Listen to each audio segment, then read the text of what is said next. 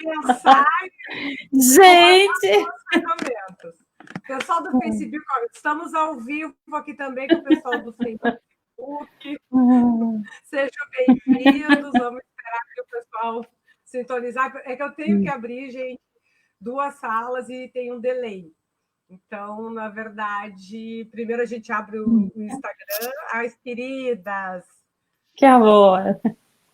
Bem-vindas, queridos. Então, agora eu acho que nós já podemos, eu posso fazer uma única abertura aqui para ambas as salas e desejar as boas-vindas a todos vocês que estão aqui na sala do Instagram conosco, assim como os que estão aqui nos assistindo na sala do Facebook.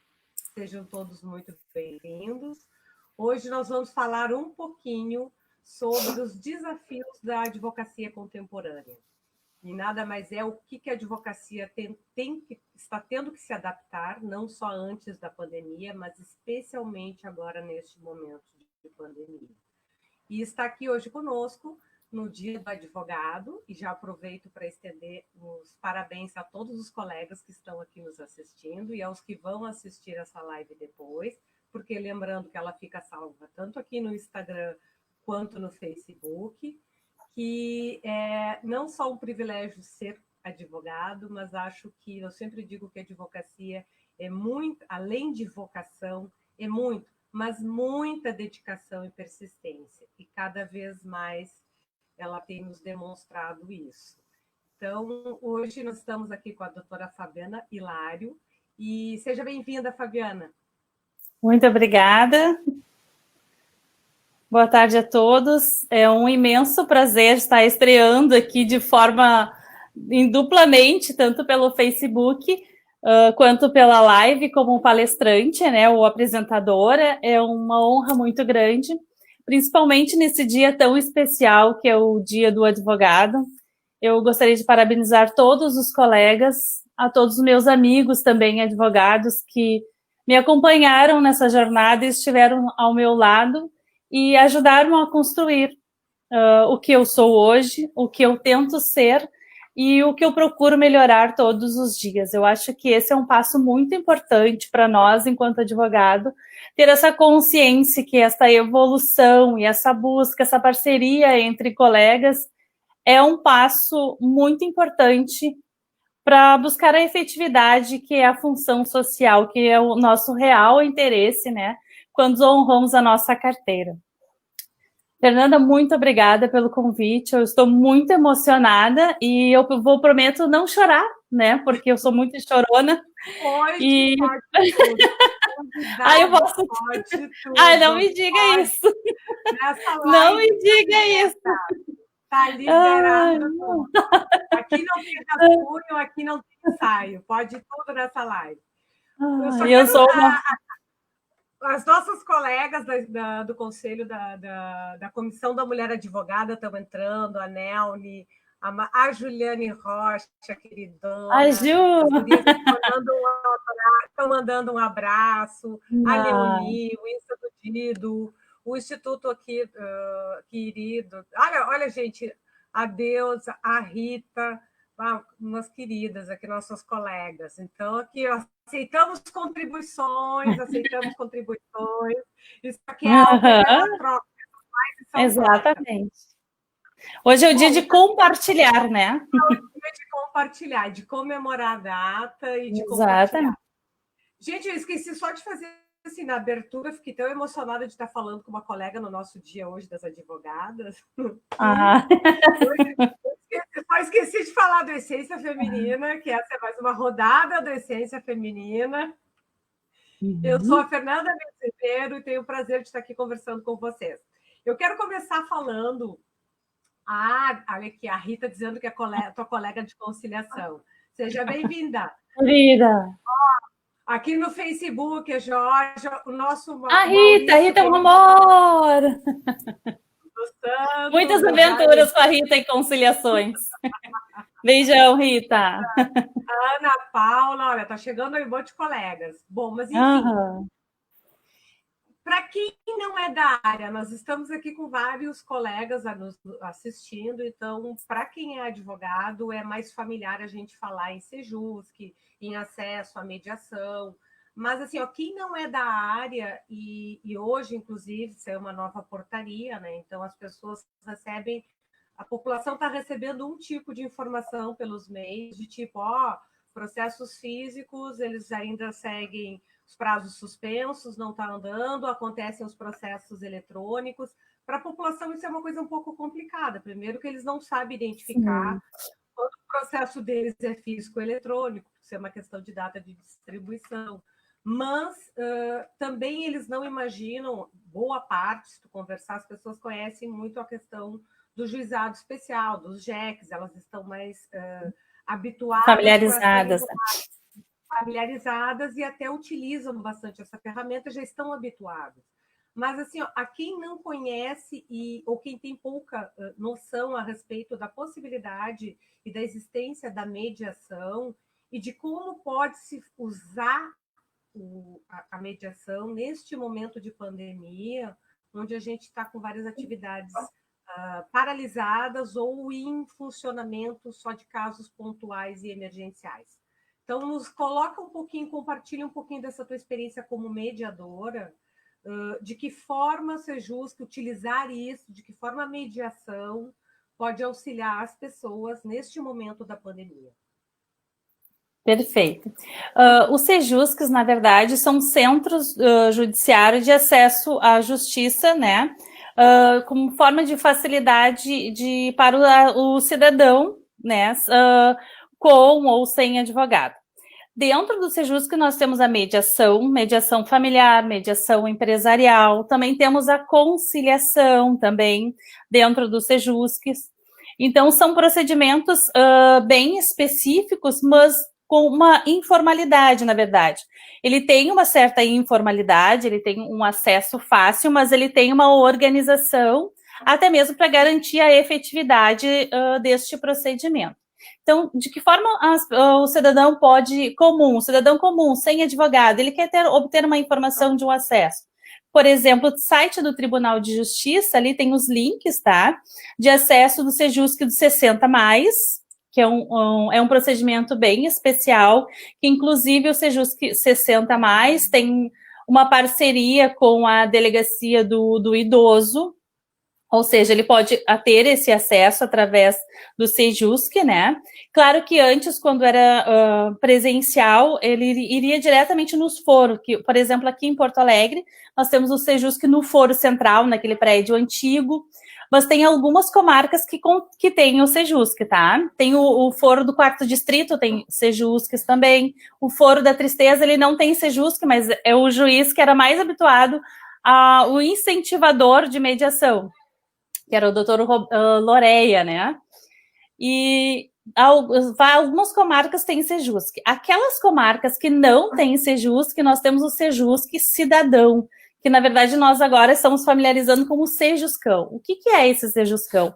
O Sejuscão, tu entra ali no link, ele tem todo o acesso para o cidadão, tá? Ele não precisa ter advogado para ter esse acesso. Ele tem também mediação, tem conciliação, mediação empresarial.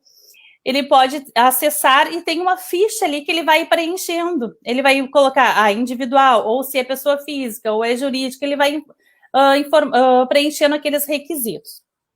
Para os colegas que querem ter esse mesmo acesso, né, ele pode enviar um e-mail para os Sejuscs, olha ali pelo site, no site tem os e-mails do Sejusc, ele pode fazer um requerimento com o nome da parte, né, o nome, telefone e o e-mail da parte. Isso é muito importante, porque agora as intimações, na verdade, não são intimações, porque no Sejusc não faz intimação, faz convite, né. A carta convite é por via WhatsApp ou até mesmo por e-mail. Tá? Então, a gente tem que, sempre quando for abrir esse requerimento enquanto profissional, a gente tem que também ter em mãos o e-mail ou o telefone da pessoa que a gente gostaria de convidar para aquela sessão. Então, é um acesso facilitado para o cidadão e principalmente para nós enquanto advogados. Por quê? Esse trabalho que a gente pode fazer através do Sejusc, ele pode ser um trabalho paralelo. Por exemplo, nós temos um processo, vamos supor que a gente tenha um processo físico, está tudo parado e hoje, para nossa surpresa, em pleno dia do advogado, recebemos essa notícia que vai permanecer exatamente do jeito que está. Então, o que acontece? Tu pode fazer uma solicitação através do Sejusc se tu tem interesse em fazer uma mediação, por exemplo.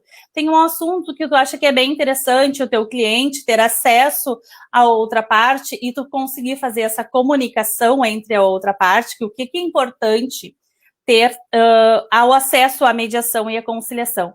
O primeiro passo é querer buscar uma comunicação produtiva. Isso é muito importante, porque não adianta a gente querer fazer uma mediação e uma conciliação se existe uma resistência muito forte, se existe um litígio muito grande, que o cliente ainda, o nosso cliente, por exemplo, ele ainda não está preparado para uma mediação. Então, não adianta tu querer insistir com uma mediação, tu querer insistir com uma conciliação, se ele não tem uma preparação. Então, é importante para nós, enquanto advogado, fazer uma preparação. E de que forma a gente faz essa preparação? Estudando. Sabendo o que é uma mediação, quais os efeitos da mediação, para que serve uma mediação e de que forma é trabalhado na mediação. Dentro da mediação existe um termo, que é um termo de abertura. Neste termo, o que nós fizemos? Nós apresentamos a mediação, falamos sobre a voluntariedade, sobre o sigilo, sobre a importância daquela comunicação, a importância do respeito às dores e sentimentos. Não é uma terapia. Tu não vai se aprofundar nos sentimentos, mas tu vai fazer sim com que a pessoa consiga se abrir um pouco para a outra, porque às vezes é só um pedido de desculpa que consegue destravar aquele processo que estava 10 anos em litígio. Às vezes é só aquele fato que a ex-companheira quer falar para o ex-companheiro, olha só, tu não foi legal para mim. Ela só queria ter essa oportunidade. E geralmente no judiciário a gente não tem essa oportunidade. É processual. É prova, é direito material, é direito formal. Então, nós não temos, inclusive, nós não temos nem tempo também para isso numa audiência, né? Nós não temos como fazer isso. Então, a mediação, ela proporciona isso. O que às vezes acontece? Eu não consegui o acordo, mas esse não é o objetivo da mediação. O objetivo da mediação não é o acordo em si, mas sim uma satisfação de forma equilibrada naquela busca, né? Por exemplo, alimentos.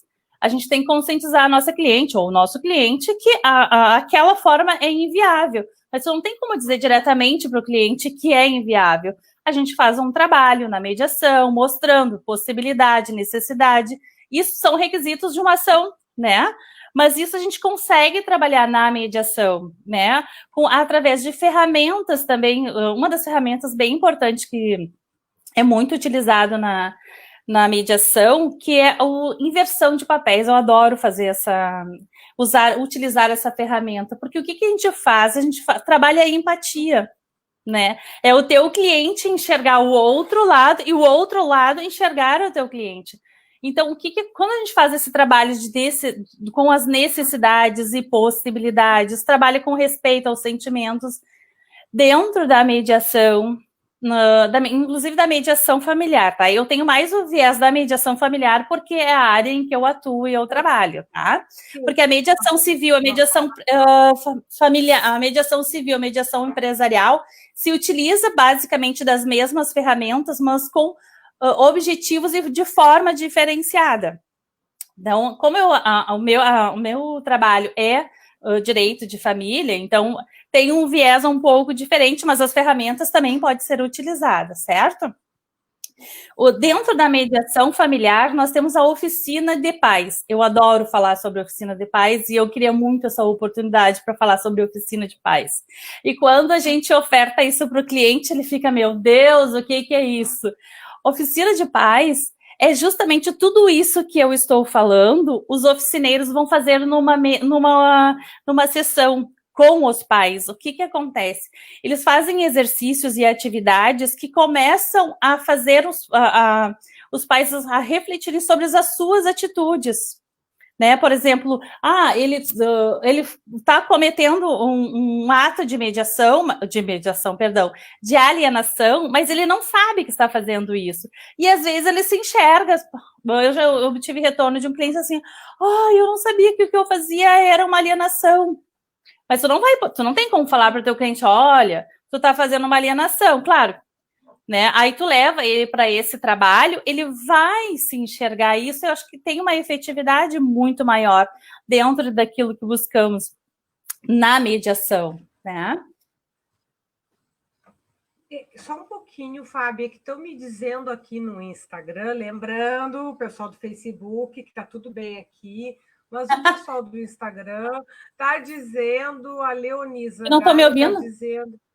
dizendo que a minha imagem estava desfocada, pode ter dado. Tá um pouquinho. Tá um pouquinho agora. Pode ser o sinal da internet, gente, porque eu me enxergo bem aqui no... Pois é. Eu sigo desfocada? Segue. Uhum. Tá desfocada. É o sinal do... É o sinal da internet, mas vocês estão me escutando bem, o pessoal da Salomé nos consegue nos escutar bem. A Fábia, a imagem também está chegando bem, a imagem da Fabiana. Para quem está aí... Tá boa a minha imagem? Só nos dá esse feedback, porque eu estou me enxergando bem, eu vejo a Fábia. Mas talvez seja qualidade mas eu também... de internet. Mas eu também estou te enxergando desfocada agora um pouquinho. Sim, Rita, doutora Rita, colega, sim. Estamos desfocadas, sim. Eu estou desfocada? Tá. Não. A Fábia também, e eu é que não estou. É que se eu derrubo... Eu não tenho como sair, gente, porque se eu sair da sala, eu derrubo. A Fábia poderia sair e entrar de novo, então o problema é do meu sinal aqui.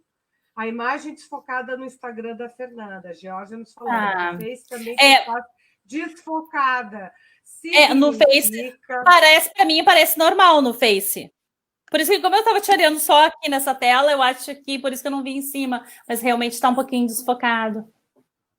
Gente, é a qualidade da internet. Já tinham me avisado, você está desfocada, Rita.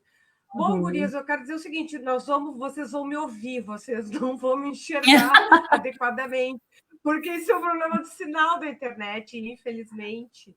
Porque, para mim, aqui no meu retorno, a imagem está boa. Então, provavelmente é o sinal de transmissão, como está chegando para o teu som está super bom, assim, tô te escutando super bem, assim. Bom, então, vocês foquem na voz. Foquem na voz e no conteúdo. Desculpa, Fábio. Tranquilo. Vamos retomar. Diz que no Facebook a nossa imagem está boa. Então, assim, se alguém quiser passar para a sala do Facebook, é o sinal, porque o celular aqui está no Wi-Fi. Agora eu não posso trocar de rede, senão eu derrubo. Sim. Eu estou no Wi-Fi. No Facebook eu estou no cabo, eu estou na rede. Bom, mas vamos lá. Fábio, querida, então nós estávamos voltando sobre o Sejusc, a oficinas, exatamente, oficinas. Nós estávamos nas oficinas de paz. Exatamente. Então, assim, eu acho que como é que eu só quero chegar. Como é que tu chega na oficina de paz? Eu acho que faltou isso. Na oficina de paz, Isso, na oficina de paz. Quando tu faz o requerimento, né, para solicitar uma mediação familiar, tu pode solicitar também uma oficina de paz. Tá? Eu tenho feito esse procedimento e tem sido atendido e é bem bacana. Às vezes, tu pode também só solicitar a mediação e no meio da mediação, tu verificar que há uma necessidade de uma oficina de paz para aquele teu cliente e para aquele outro mediando. E tu pode sugerir para o mediador, claro, sugerir, né, direitinho, olha, eu percebo que há uma possibilidade de, quem sabe a gente encaminha eles para uma oficina de paz. E geralmente tem dado bastante resultado, assim, tem sido bem acolhido. É que, na verdade, os mediadores, eles fazem uma parceria com os advogados, sabe? Tem essa ligação com os advogados. A gente tem um diálogo. Eu não sei se eu tenho essa visão, porque eu estou no meio dos mediandos, mas eu tenho essa aproximação muito boa com os mediadores, né? Mas eu sei que também que os colegas buscam essa aproximação. Então, acho que é muito importante a gente fazer um trabalho em conjunto, principalmente neste período que requer um novo olhar para o direito, né? Isso é muito importante a gente ter essa consciência também, que o direito pede essa humanização, pede essa empatia, pede essa colaboração entre colegas, entre mediadores e colegas, colegas e mediadores, né? Então, eu acho que esse momento está nos buscando, né? Esse meio, que é um meio diferenciado, né? Muito diferente, realmente. Só que, assim, um ponto bem importante é que o colega que não gosta da mediação ou não tem uma afinidade com a mediação, ele não precisa estar no meio da mediação, ele pode pedir para que um colega, né, participe com ele daquele processo, somente para aquele momento da mediação, da sessão de mediação. Porque o que acontece num processo judicial, quando o juiz encaminha para a sessão de mediação, ele tem que ir. Porque a mediação, ela é voluntária. Ela é voluntária tu aceitar e permanecer na sessão. Mas tu tem a obrigatoriedade processual de conhecer a mediação, né? Então, o que acontece? A gente faz aquela abertura de termo ali, o advogado nem queria ir na mediação, e às vezes acaba conhecendo a mediação, sabendo o que é a mediação, tem uma certa afinidade com o mediador conseguiu conquistar o advogado. Então, aquilo ali começa a fluir, ele começa a ter uma outra visão. Então, eu acredito que essa obrigatoriedade processual, ela é bem importante até para que o colega tenha o alcance, né, do quais os efeitos e o que é a mediação. Só que a mediação, ela não é gratuita, tá? Ela não é 100% gratuita. Como é que funciona a mediação em si, tá? Nos processos, quando tem a JG, o juiz ele não vai declinar o pagamento dos mediandos, né? Dos mediadores, certo? Mas é muito importante a gente ter essa consciência, tá? Que mesmo que seja um AJG, se o nosso cliente ele tem condições de arcar com aqueles custos que às vezes dá em torno de R$300, ou seja, dá R$150 para cada mediando. Então, eu acho que é bem importante até como uma forma de valorizar esse trabalho tão diferenciado e que tem contribuído muito para a sociedade. Então, isso eu acho que é bem importante também. E nós podemos, inclusive, fazer o requerimento de mediação e solicitando a gratuidade, porque às vezes, realmente, tu tem um atendimento e o teu cliente ele não tem condições de arcar com aqueles com o custo, né, dos mediantes, tu tem como pedir isso para o juiz, né, não tem problema. Mas eu acho que também essa conscientização de cumprir com a remuneração dos mediadores, eu acho que é bem importante, que eu acho que é um trabalho que a gente, enquanto profissional, pode conscientizar os nossos clientes, né, que isso é um benefício, porque quanto tempo leva um processo, né?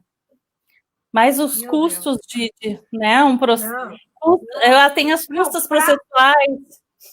Então, neste momento, especialmente, a gente tem dito, né? Esse ano foi um ano perdido para a advocacia, porque, na verdade, as coisas muito paradas e o que é eletrônico também são coisas emergenciais. A OAB vem fazendo um trabalho, cobrando, mas para os advogados e para as partes, consequentemente, seus processos. Exatamente. Tem pessoas que dependem da solução desses processos. Exatamente. Então, uma boa alternativa para este momento da pandemia, especialmente os processos antigos, e quando a gente diz processo físico, são aqueles papelzinho, aquele... Há 10 anos, há 15 anos, há 5 anos. Nossa, há 20 anos, eu tenho processo há 20 Exatamente.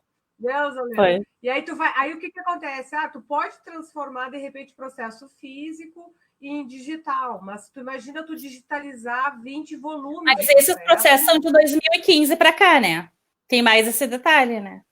Desses processos que a gente pode transformar o físico em digital são os processos de 2015, né? Se eu não me engano. Mas se eu puder, mas eu sei que por exemplo, um processo que já está numa fase de execução de sentença. Sim, tá, perfeito.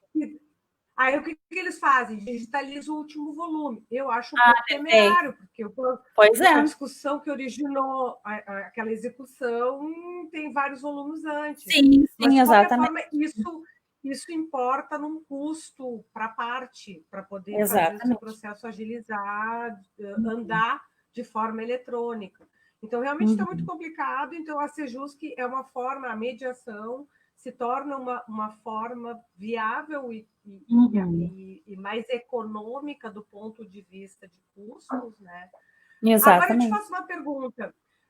Por exemplo, eu tenho um processo, tá? Como eu não atuo nessa área, mas assim, bom, eu tenho um processo físico e esse processo já está há muito tempo e eu acho que eu tenho condições, quer dizer, se nós agora, nesse momento, se eu provocar uma mediação, talvez a outra parte, o colega também queiram encerrar o processo, então a gente tem uma alternativa. Então, mesmo ele sendo já judicial correndo há algum tempo, eu posso fazer a proposição extrajudicial da mediação, e aí porque como é um acordo, na verdade a mediação ele é um acordo. Exatamente, um acordo.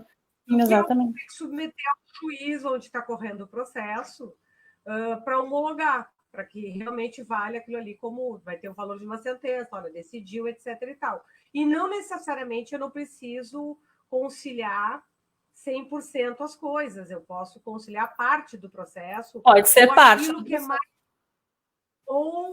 porque o que as pessoas, e aqui, como nós estamos falando um pouco de direito de família, eu acho que é importante a gente esclarecer, né? Que, na verdade, hoje tu pode conciliar parcialmente um processo, então aquilo que há convergência, a gente faz o acordo e o processo vai seguir naquilo que há a discussão e a divergência. Então, tu pode acertar no processo de divórcio, de separação, tu pode definir a questão de guarda, até a questão de alimentos, e tu pode prosseguir com a discussão da partilha de bens. Tu não Por exemplo, exatamente.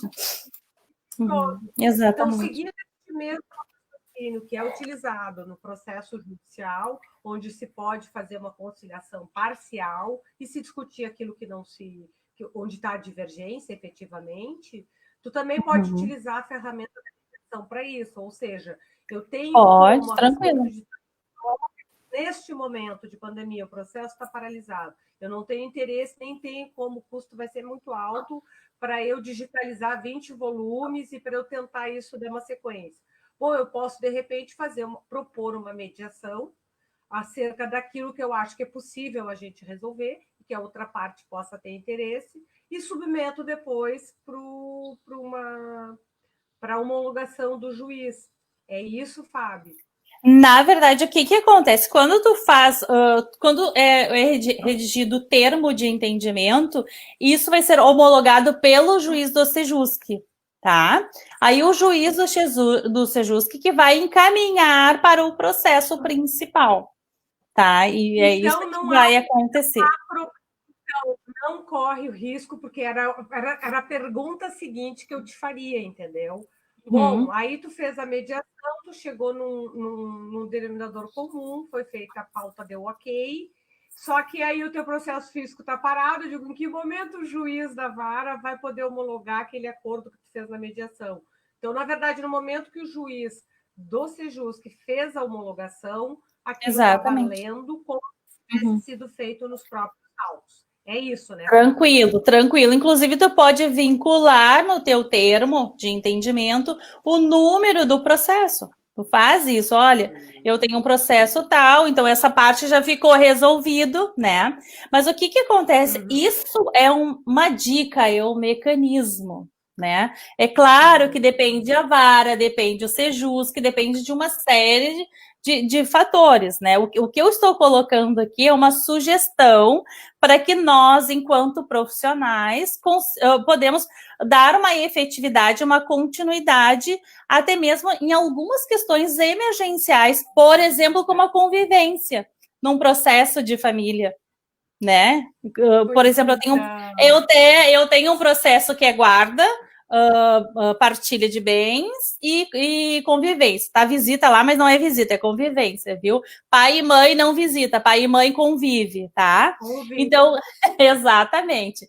Então, o que acontece? Tu pode simplesmente, por exemplo, o que eu fiz? Eu fragmentei esse procedimento e agora, no Dia dos Pais, ele precisava conviver com a criança, era importante isso, então eu fragmentei o processo, encaminhei para uma mediação e tudo fluiu.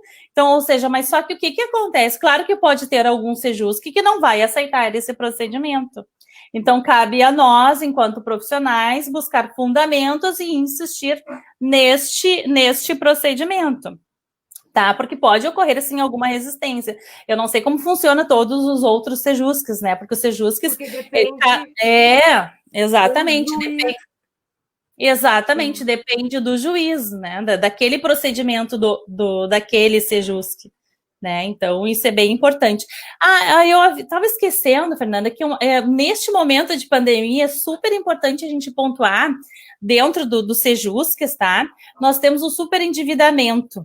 Então, acho que é bem importante esse superendividamento, porque como é que funciona o superendividamento?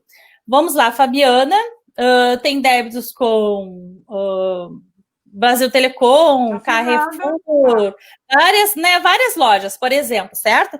E eu quero fazer uma organização financeira, certo? Eu quero chamar essas empresas, né, para fazer um acordo e parcelar dentro daquilo que é as minhas possibilidades.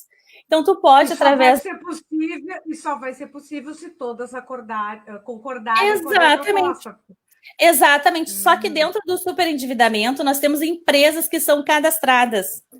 Geralmente, essas empresas que são cadastradas, né, através do... Eu acho que, se eu não me engano, é do PROCON, tá? Isso eu não tenho muito certeza, mas eu sei que essas empresas, elas são vinculadas ao Sejusc, são cadastradas e elas são convidadas para fazer uma organização naquela vida financeira daquela pessoa. Então, isso também é um dos caminhos nesse momento de pandemia em que todos, né, precisamos, né, de caminhos para, né, para organizar a sua vida.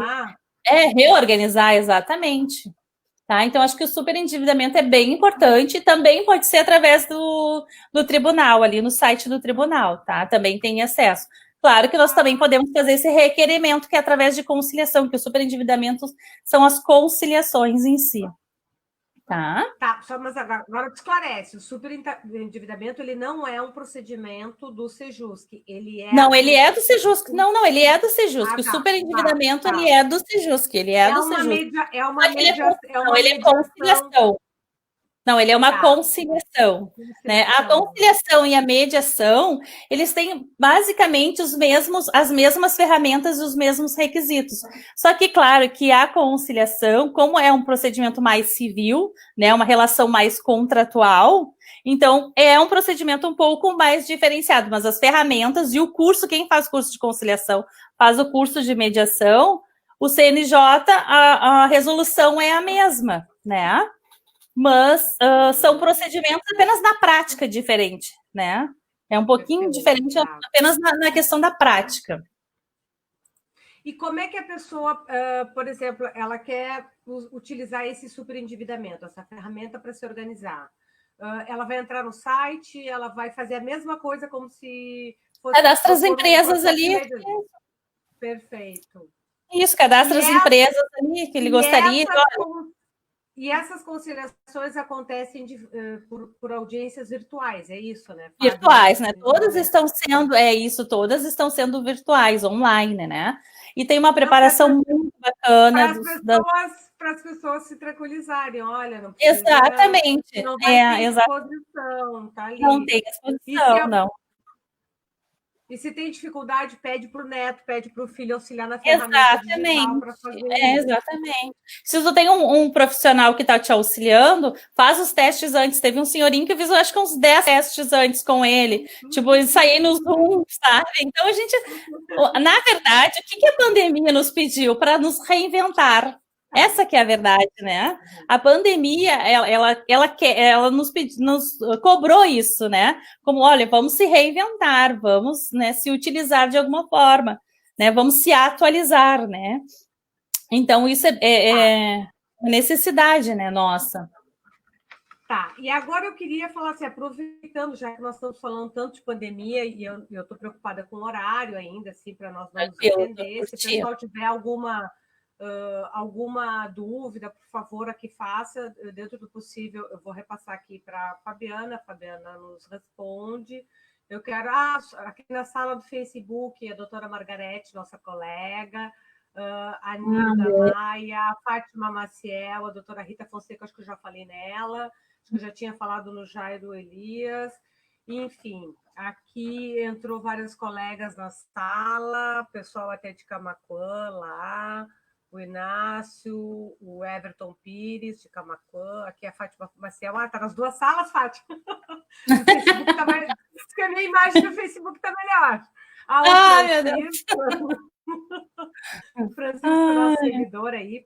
Eu queria fazer assim, já que nós estamos falando tanto de pandemia,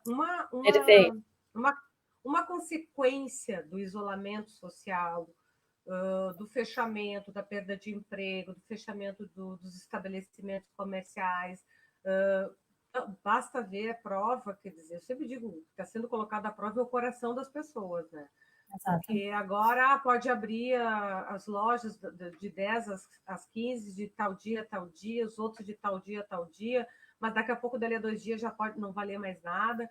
Então, as pessoas estão sendo colocadas muito à prova, como eu digo assim, na sua sanidade e na sua tranquilidade emocional. Então, o isolamento social e as consequências econômicas advindas com ele têm potencializado a violência doméstica. Então, as relações que já vinham, elas não estão, elas estão muito fragilizadas e vem acontecendo muitas separações, mas, mais grave, muitas agressões dentro do núcleo familiar, seja entre casal, seja com filhos, seja, às vezes, inclusive, com idosos que compartilham a residência. Então, assim, neste momento de pandemia, de que forma, com relação à violência doméstica, a gente pode se utilizar do canal da mediação, dessa ferramenta, de uma forma positiva, mais efetiva? Como é que as pessoas podem, e até colegas que estão nos assistindo aqui, e que até não tinham muita afinidade com a ferramenta, mas é um momento, como tu disseste, né, é um momento de reinvenção profissional. Então, de que forma se pode resolver isso utilizando essa ferramenta para esse tipo de conflito, Fábio? E é uma especialização tua, essa área. Então, eu gostaria que tu compartilhasse um pouquinho conosco. Tá, perfeito, Fernanda. Assim, o que acontece na questão da violência doméstica e familiar, tá? Não é possível fazer uma mediação, né, quando há uma medida protetiva, por exemplo. Não tem como fazer uma mediação. Assim, mas o que eu sempre escutei argumentos... E só para quem não conhece, a medida protetiva tu necessita de uma medida tipo, olha, eu preciso manter o agressor distante, eu preciso retirar, eu preciso se ele tem arma de fogo, portar, eu preciso que isso seja feita uma busca e apreensão e retirada, porque ele se torna violento, pode inclusive cometer um assassinato, etc. Isso são medidas protetivas. Perfeito. Então, assim, esse tipo de situação não cabe nós buscarmos a mediação. O caminho vai ser a justiça tradicional e cautelares e atendimentos de urgência. O que a gente pode buscar através da mediação para casos destes? E que tipo de situação de violência? Tá, pois é. Não, tranquilo. Olha só, não, é bem importante, não, inclusive, eu até te agradeço pela explicação da medida protetiva, porque quando a gente é advogado, a gente fica falando e acha, né, tem procedimentos que são técnicos, né, que requer realmente uma boa explicação. Perfeita. Assim, o que acontece? Antes, tá, havia esse argumento entre a mediação, entre os mediadores nas sessões, que não havia possibilidade de fazer uma mediação, né, em casos de medida protetiva, em razão para manter a segurança tanto dos mediadores quanto da vítima, que seria a medianda, né? O que eu vejo aqui é uma perspectiva, tá, para uma reflexão e, quem sabe, uma mudança de comportamento dentro desta situação. Por exemplo, porque o que a gente vai mediar não é a situação em si, não foi o que aconteceu em si. O que vai ser mediado, né, se fosse possível uma mediação, seria alimentos, até mesmo guarda, né? A convivência, de que forma vai se dar aquela convivência, uma garantia de sustento para aquela vítima, né? Então, isso seriam questões possíveis de mediar. Só que isso não se fazia no físico, né? No presencial, perdão, no presencial, em razão de garantir a integridade física, tanto do mediador quanto da medianda, da vítima, correto? Existe, sim, algumas pessoas, inclusive, tem uma câmara que ela faz essas mediações, tá? Só que o que acontece? A violência, ela tem uma graduação, né? De forma técnica, ela tem uma graduação. Tem a média, a leve e a grave. Então, as leves, alguns mediandos, alguns mediadores, eles fazem essa mediação, tá? Correto? Eles fazem essa mediação, porque, na verdade, o que está se mediando são as questões familiares, e não o ato em si, o que ocorreu, o que levou àquela situação. Exatamente. Então, o que acontece? Agora, como nós estamos online, né, eu acho que é o momento da gente começar a refletir sobre isso, até mesmo para contribuir com esse alto índice, né, para que isso consiga diminuir um pouco esse índice absurdo de violência que nós temos atualmente, né, porque se resolvermos essa questão, a vítima ela não vai ficar submetida, né, ao agressor. O que acontece? Qual a razão, né, que acontece a reincidência da violência? Porque ela retorna para o agressor, porque ela precisa daquela contribuição financeira, ela precisa daquilo ali. Então, isso é um dos fatores que contribui muito para a reincidência, né, daquela situação. Então, se fizer uma mediação, isso é uma sugestão, né, uma perspectiva de uma sugestão para que a gente possa refletir sobre essa possibilidade, né? Porque agora, como está acontecendo tudo online, a questão de integridade física tem como, né, tem como resguardar. Aquela preparação, e tu, enquanto profissional, fazer uma boa preparação para tua cliente, né, que é vítima, por exemplo, para tua cliente, fazer uma boa preparação, olha, nós vamos trabalhar apenas as questões familiares. E o mediador que vai trabalhar uma vítima, ela também tem que estar preparada para saber o limite dela da mediação. Não que seja uma interferência, mas ela precisa saber que, tipo, olha, eu vou trabalhar apenas os alimentos. Eu não vou trabalhar os sentimentos aqui, porque esse não é o momento de eu fazer um trabalho de sentimentos, porque tu vai resgatar todas aquelas dores. Então, claro que isso é uma postura, é um comportamento, é uma consciência de uma forma de trabalhar com a mediação, né? Mas para atingir o objetivo que é apenas, vamos trabalhar só alimentos aqui, aguarda quem vai ficar com a criança, como é que vai pegar a criança, essas questões que são do cotidiano, da relação familiar, ela pode sim ser mediada. E o mediador que vai fazer essa mediação, ele tem que estar preparado e saber, olha, é uma vítima de violência doméstica, então eu não vou fazer um trabalho, eu não vou usar a ferramenta de troca de sentimentos aqui, fazer trabalhar a empatia aqui, não é o momento de eu trabalhar a empatia. Isso tem que ser trabalhado? Sim, tem que ser trabalhado, mas não pode ser que não seja o momento. Então, o mediador também tem que ter essa sensibilidade, saber se é o momento ou não. Porque o que a vítima tem que estar é fortalecida, né? Para que ela possa, inclusive, ter consciência daquilo que ela está decidindo naquele momento. Né? Porque a mediação, tu também tem... Na verdade, eu sempre digo, né? Isso a gente até já comentou nos grupos, a violência... Uma violência não chega às vias de fato de imediato, né? A violência ela vai tomando proporções maiores dia a dia, até que vai chegar às vias de fato, e até que daqui a pouco isso vai virar um hábito dentro da relação. Exatamente. Então, existem várias formas de violência que podem fazer com que eu procure uma mediação. Eu não preciso ser... Exatamente. Perfeito. Pode ser moralmente, pode ser economicamente, daqui a pouco está me negando o sustento, está negando o atendimento às necessidades básicas, e para me transformar refém, quer dizer, existem várias formas que eu posso tentar buscar a mediação para isso, para resolver Exatamente. até para evitar que a gente chegue às vias de fato. Chegar ao limite, né? O ser humano chegar ao limite dele, né? Aquele limite. Então, assim, o que é bem importante a gente, enquanto profissional, visualizar? Aquela violência moral, aquela violência psicológica, que ela parece tão singela, tão boba, mas ela vai se tornando corriqueira, né? E o que vai acontecendo? E isso também vai contribuindo, além da violência doméstica, ela vai contribuindo para uma alienação parental, uma desqualificação do outro, que vai acontecendo aos poucos, aquilo ali.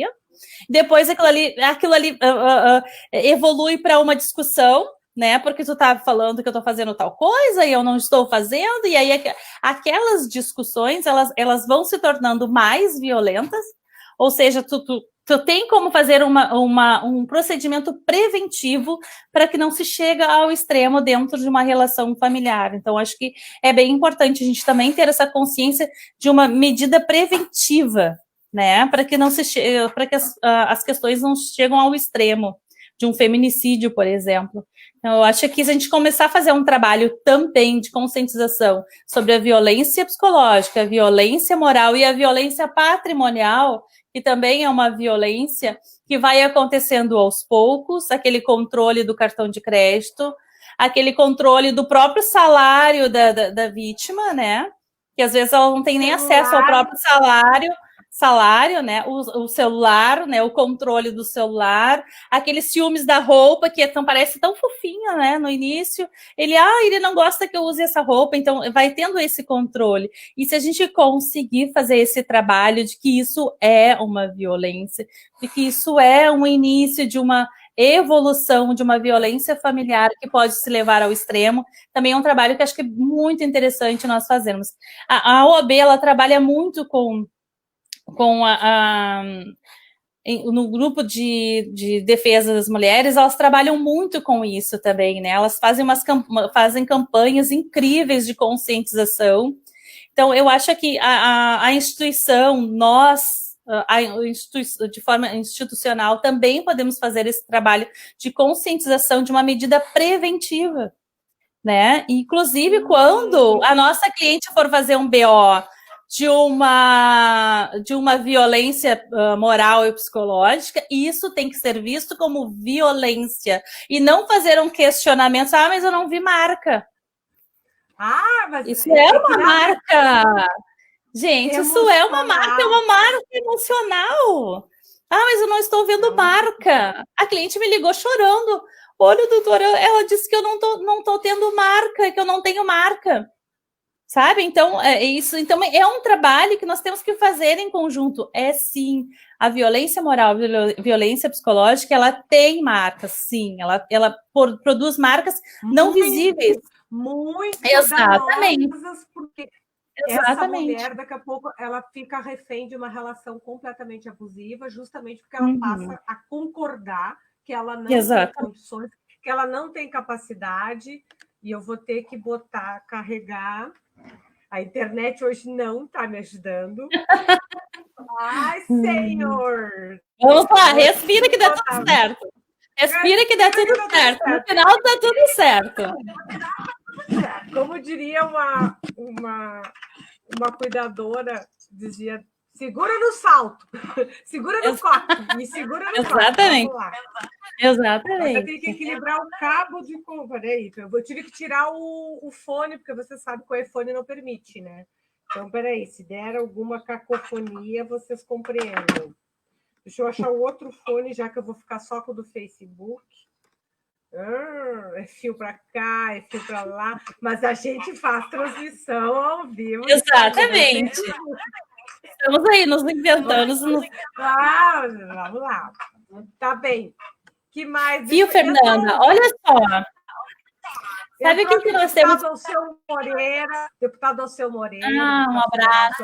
Moreira, entrou vários colegas, o Felipe Silveira, o José Almir Matos, Eu acho que tem o mediador, a Mini, não sei, a Dani Alves, o Gesiel Serra, que é secretário de administração lá de Palmeira das Missões. Eu gosto muito quando temos homens públicos aqui nos assistindo, porque várias dessas situações são necessárias políticas públicas. Então, é muito importante que esses homens nos assistam, que tenham o poder, a caneta, até de implementar algumas medidas. Vamos lá, o advogado Bidigaray, Rodrigo Machado, a Marinesa, a Márcia Mesquita, a Gisele, querida, o César Augusto, já falei, deputado Alceu. Aqui, ó.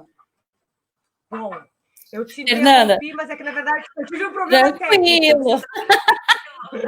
Tranquilo, tá tudo certo. Bora lá. Bom, voltando. Olha só, Fernanda, uma das conquistas muito incríveis que nós temos, que tá dando retorno para ti, né? Tá dando retorno, eu tô vendo, deixa eu ver aqui, se eu fizer assim, vamos ver, eu tô tirando de perto do computador, vê se agora, fala comigo, Fábio, vamos ver se vai dar retorno. Ó, uma das possibilidades que nós temos acesso agora, que eu acho muito bacana a gente acentuar, que é a possibilidade de protocolar através do EPROC as medidas as solicitações de medida protetiva. Tu tá me ouvindo? Eu estou te ouvindo, na verdade, aqui, eu acho que diminuiu a Deu? Melhor? Né?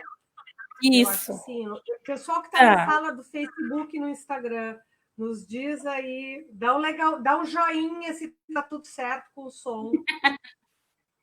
Tá tudo certo? Amor, eu acho que agora sim, eu não estou me ouvindo. Eu acho que eu não estou me ouvindo. Não, quer dizer, faça um joinha se vocês estão nos ouvindo bem. Eu tive que tirar o celular do lado do computador, mas vamos lá, nos virando nos 30. Tá, perfeito. Viu? Olha só, eu tô apavorada com o tempo, tô olhando o tempo aqui também. Olha só, eu acho que uma questão que é bem legal assim de colocar sobre a questão da violência doméstica é a possibilidade do cadastro através do EPROC, de protocolizar através do EPROC. Claro que nós estamos ainda numa fase de início, né? Então, muitas coisas podem mudar ali através do EPROC. Inclusive, a semana passada eu fiz o protocolo, tá? Claro que eu pedi auxílio para uma colega que é da área criminal, porque realmente é um cadastro diferente, eu não tenho o hábito, né? Não tenho a habitualidade ali, eu tô me ouvindo. Tá melhor para ti? Quer que eu fale mais baixinho, de repente melhora? Eu estou te ouvindo bem. Eu te ouço tranquilo. O pessoal está me dizendo que está ok no Insta. Eu só tive que tirar Tava o celular perfeito. Computador, então eu mudei meu celular de local para não interferir. Lembrando que nós estamos transmitindo aqui pelo Instagram e pelo Facebook. Então vocês têm que ser compreensivos. Acontece de tudo. Acontece de tudo. Inclusive, eu estou aqui de mãozinha já segurando o celular. Perfeito. Então, eu acho que essa possibilidade é um avanço para nós, né? Essa facilidade do cadastro das medidas protetivas através do EPROC. É um protocolo. A protocolização é normal, igual o processo civil, o processo de família, tu vai seguindo todos aqueles itens ali, né, para protocolar. Então, só que nós não tínhamos isso antes, né, mas nós temos essa viabilidade de protocolar através do EPROC. Claro que ele tem uns passinhos ali bem complicadinhos, mas tu vai insistindo, vai e volta, tipo, em 2 horas tu consegue fazer o protocolo, que foi o tempo que eu levei no meu primeiro. Então, mas deu tudo certo. Foi deferido, então ok, né? Então, quanto tempo, então é bem bacana. Tempo, médio de quanto tempo? Tu faz o protocolo da pedida da medida 24 horas. Ali. 24 horas. Eu... Falei, pessoal. 24 horas. Quem precisar acessar, consegue fazer pelo EPROC, que é o processo eletrônico. O EPROC é da... Como é que a gente vai explicar para quem não é da área colega? Vocês procurem um colega. Hoje é o dia do advogado. Mas, enfim, ali tem como fazer o pedido e o protocolo de uma medida protetiva, e a Fábia que está nos informando que por ali 24 horas. Mas é 24 horas. indispensável, né? Claro. Indispensável é o registro do boletim de ocorrência. Sem isso, nem... Sim, não, tem que ter todo, não, tem que ter toda a documentação, né? Tem que ter em mãos toda a documentação. Ou seja, nós temos que procurar um colega advogado para orientar isso. Mas, exatamente, enfim, é possível e a medida é rápida. 24 rápida, horas, 24 horas. Exatamente, bem tranquilo, assim. Tá? Pessoal, olha aqui, o Instagram tem tempo para nos derrubar, Fábio. Aqui no Facebook eu sempre consigo esticar um pouquinho mais.